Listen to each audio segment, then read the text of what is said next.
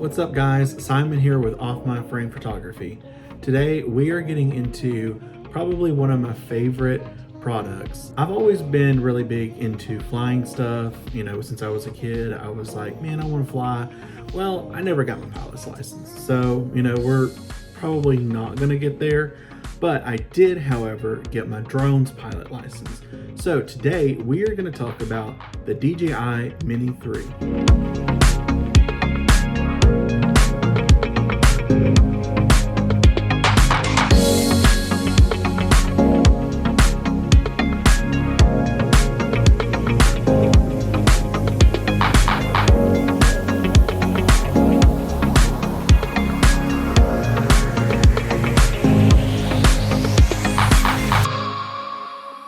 So the DJI Mini 3 is just a very good all-around drone. I've owned versions such as the DJI Mini 2, and it has proven to be a very good drone. However, the camera quality isn't as strong as the 3, but they're pretty similar, other than the 3 can offer a certain type of 48 megapixels RAW. It's still limited, but still a pro, almost a pro drone. So today you're gonna see the actual drone and some footage in this review just to go over the basics, what it can do, and the image quality. So now I'm gonna go ahead and open it up. I've got the bag right in front of me. So this is the DJI Mini 3. So this thing is amazing. It is honestly one of my favorite drones. I have owned and I've operated a Maverick series drone, and I mean, don't get me wrong, they're great, but their batteries are terrible and they're not easy to set up. They take time to set up, and for the type of stuff that I do, it is a quick run and gun, and we go do this, we go do that. I just cannot be wasting time on trying to get a drone up in the air. So I've kind of taken a step back from trying to get into bigger drones and went into a field where there are smaller drones. And the smaller drones, they are just as good, if not better, than some of the big drones. So in saying this, you don't have to go buy a $3,000 drone in order to get amazing photos or videos. Would I suggest going for something like the Mini 4 Pro? Yes. Or the Mini 3 Pro? Yes, but I would much rather go with the Mini 4 Pro, just because you don't want to go ahead and get the 3 Mini Pro, because you're literally just getting a beefier version of the Mini 3. But my actual take on the Mini 3 is more of a practical drone, and something that you can really take everywhere and not have to be gawked by people like, what are you doing? Why are you here doing this? It's a very concealed drone. It's very easy to get up in the air, take off real quick, and hassle-free. So you're not having to worry about, because some people honestly do have that feeling of feeling weird about flying a drone around other people, because they'll say, oh, you shouldn't be flying it around here. You're invading my privacy. Well, not really. If you're in a public place, your privacy is now void. So sorry, but it is what it is. But when flying drones like this, you always, of course, want to be in a safe area. So you don't want to be worried about what other people may be saying, or they go to certain people and be like, hey, this is what you should do before you go and fly a drone, blah, blah, blah, blah. Well, as long as you're following the, requirements of the FAA, you're fine.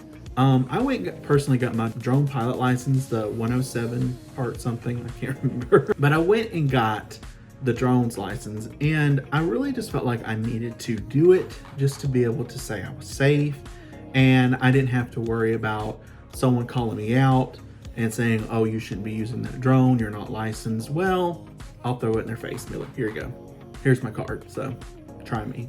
Not really try me, but you get the gist of what I'm saying. So anyways, back into the actual idea of the drone, the review and understanding the drone. So there is a lot of great perks and pluses to owning this drone. So when you get the Fly More combo of the Mini 3 series drone, you get what is probably the biggest and best upgrade to me when I had got this drone, was an actual controller with a screen. So if you know most smaller drones, they've got it to where you have to hook up your phone and you have to run your phone through it. It takes extra time to get all that stuff set up, try and get your phone in there, get the app up, and you know, all this extra, to me, it just takes forever compared to having a controller that does everything. And the nice thing about this controller is it's got the thumbsticks back here and some extra controls. So these controls give you so much more just ability to make different shortcuts for your drone. So if you wanted to dial this in to make it to where it changed to a certain setting for your video, or it changed to like the camera or whatnot, which actually those two buttons are up here, but like a certain setting in your camera and then this one a certain setting in your video, it gives you just that much more control, and it almost feels pro grade because you're having the control that you want in this drone without having to spend that pro grade hefty price. So for this drone, I just love the controller, and it's literally the one thing that has sold me on the drone. Which, I mean, for the Mini 2, you can get the same controller. You would just have to buy it separately and have to hook it up. So, I mean, don't make that a takeaway for those drones, but those drones come in combos or packs that you have to buy those with the original controller, or you have to, I'm not sure if you have to use it as an upgrade or have to buy them separately, but from just making it an easier perspective, it's just better to go ahead and buy the kit with the remote control. So, or RC control, as they say it. So, by far my favorite thing about this drone pack. So, as always, it comes with the DJI standard bag. The one thing I did not like that they did for this drone, as far as the bag, and it's more of a personal preference, they got rid of the handle that was right here. The Mini 2, the Mini 2, the DJI Mini 2 had the handle, and I don't know, it just made it nicer to be able to have something to grab onto, just sling it out of the car, grab it real quick. This, I have to make sure I grab the straps and make sure this isn't open, and you know, that just, I don't know, having that strap or just the handle just made it so nice to be able just to grab it and go. It's a personal preference. It's a stupid one. I could literally get some fabric, sew it, and run with it, but you know, first world problems. That's it. So, inside the pack, there are battery packs. So, woohoo, battery pack. So my favorite thing about these batteries is they are standards. However, they are capable of flying for 38 minutes of total flight time. That's a long time to be in the air for a drone. Unless if you're a really big enthusiast about, you know, time lapses or hyperlapses in flight. I've never been that kind of person to do that kind of stuff. I'm not really in the general area of where that actually would look nice. I'm a kind of low-lying area, so if I had mountains or something like that, I feel like it'd probably be cool. But for where I'm at, you know, it's pretty urban, kind of nothing around me. So, however, there is a plus battery for these. So if you wanted to opt out, I think you can. If you buy directly from DJI's site, you can opt to get the plus batteries instead of getting the standard batteries. However, the standard batteries are great. In my opinion, I haven't had to use all three batteries on one flight or one thing that I was doing. The max I would use is 2. For the plus batteries, it gives you about a 20-minute more advantage. You get, well, I would say 20 minute, it depends on how much you're flying.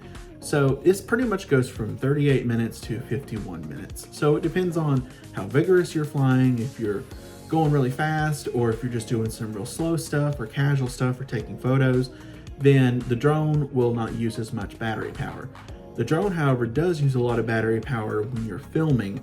So just remember, the less you're filming, the better battery life you get. So it comes in this nice 3-way charger. So you just hook it via USB-C. Of course, everyone's going to USB-C, but it also has an out. I never used it. Don't know why I would be using this to charge another battery when I need it to charge this. But maybe someone has a use for it, but not me, not my cup of tea. So For these batteries, you can put all three in here and charge them all at one time. Now, only downside is it charges one at a time, so don't think it's going to charge every one of them at the same exact time. So you're not going to get that optimal fast battery charging, but you're at least going to get all of them charged if you leave it overnight and you get ready to go to your shoot. You wake up in the morning, every single one of them's lit up and you're ready to go. So as far as the bag, that's it. You've got your separators in here. Nothing different from the original bag, except I got rid of my handle. But aside from that, everything's pretty genuinely normal.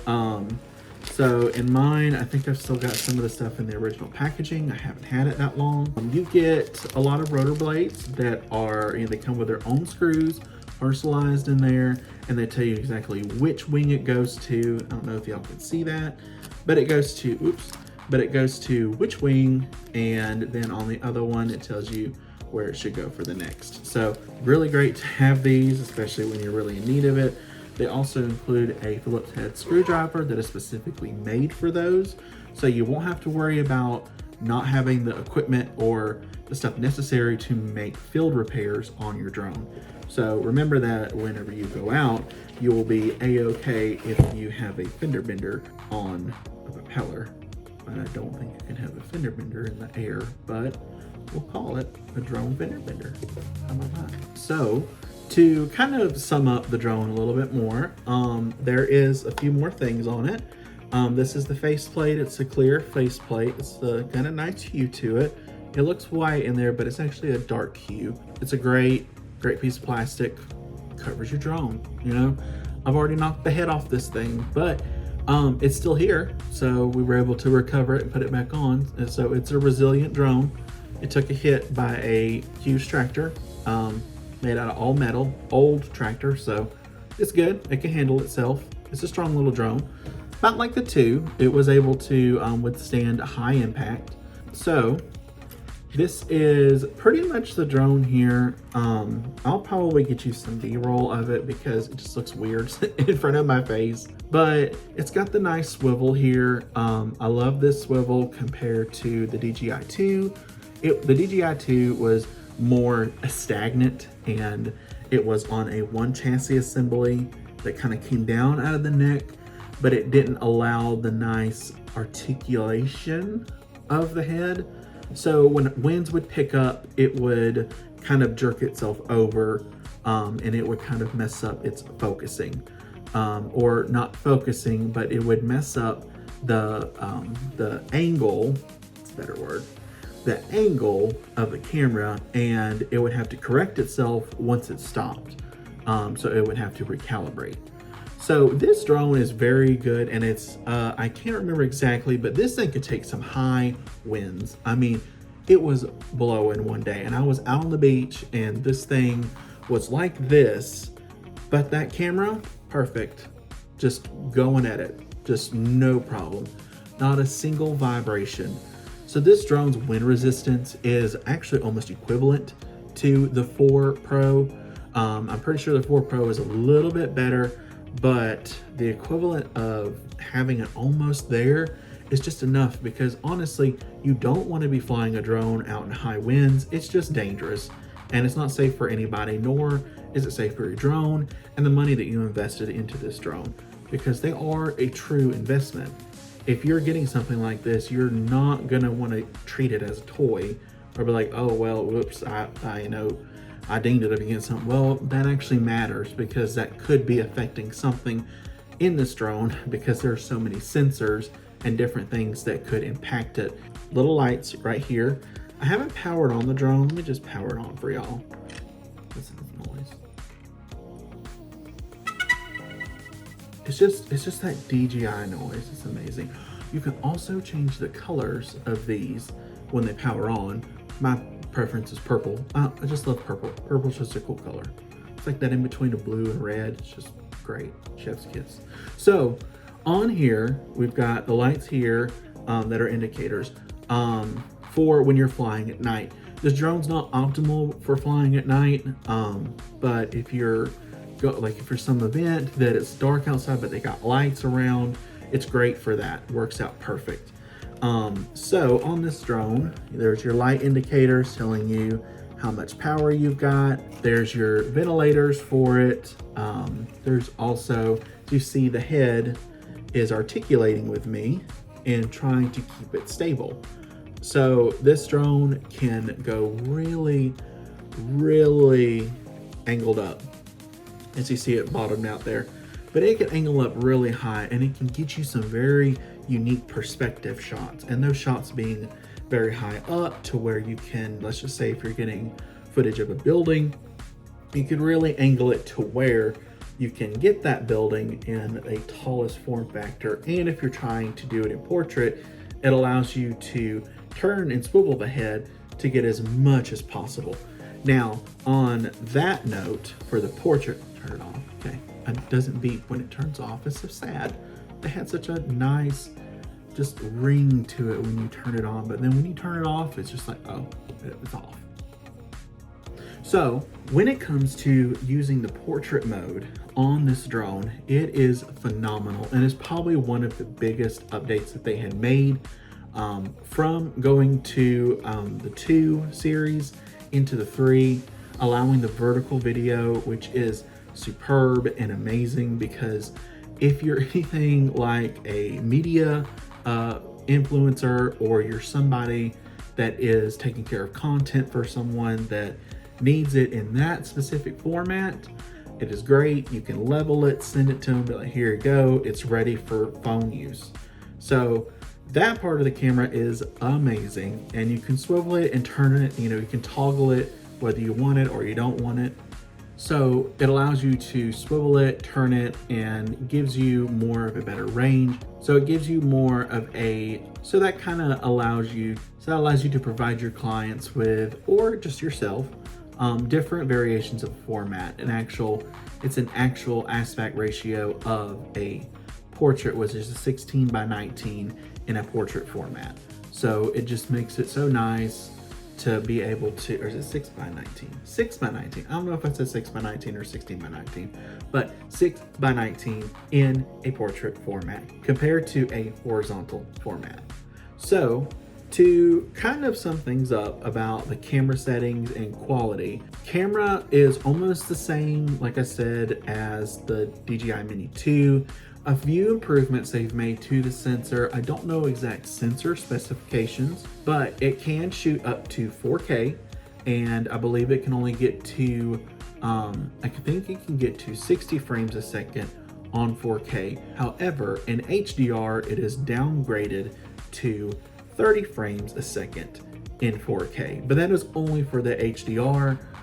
That just gives you more data to play with, but I never use it. So, I mean, if it's an average user, you're probably not going to use it. I preferably like to shoot in 2.7K.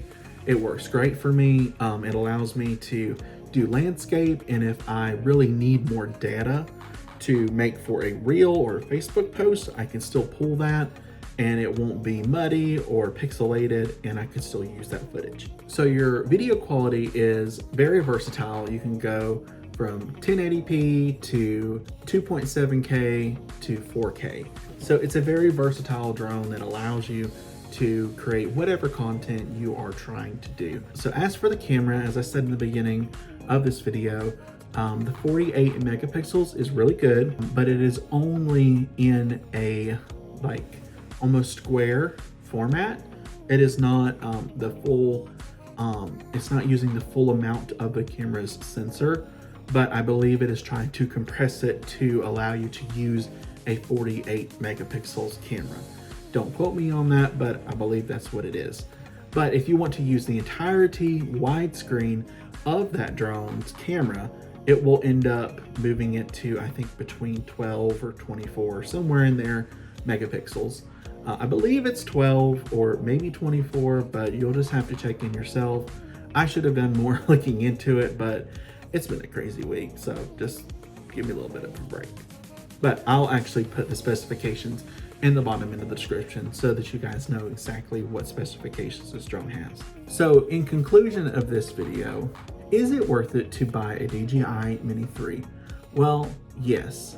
If you are a beginner, go for it. It will be a great beginner and will get you through probably the next 2 to 3 years through your growing stages if you continue.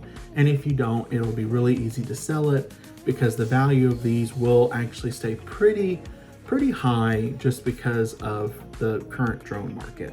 So if you're someone that is in that pro intermediate range, you're probably going to start getting to the point of growing pains where it's like, oh, well, I wish I had this, I wish I had that. But that's all, I want this, I want that. But that's just you growing, that's you developing, and that's you moving into a new stage of either your photography business, aerial business, or videography business. So it is 100% up to you if you grow and develop and you need a new drone. But is this drone great for you right now in a state of I'm either beginning or a little bit intermediate? Yes, it is. If you're a pro, maybe not. It's limitations on it, so this just wouldn't be for you. You would need to go into the Mini 4 Pro series in order to start seeing those benefactors of making your business grow in a different way. Or should I say grow in more high quality compared to just a Mini 3's quality that almost anybody on the market can get. To conclude this video, I just want to say I appreciate you guys watching. I have other videos on the YouTube channel, so check them out. And I just appreciate you guys tagging along with me. So you guys have a great day.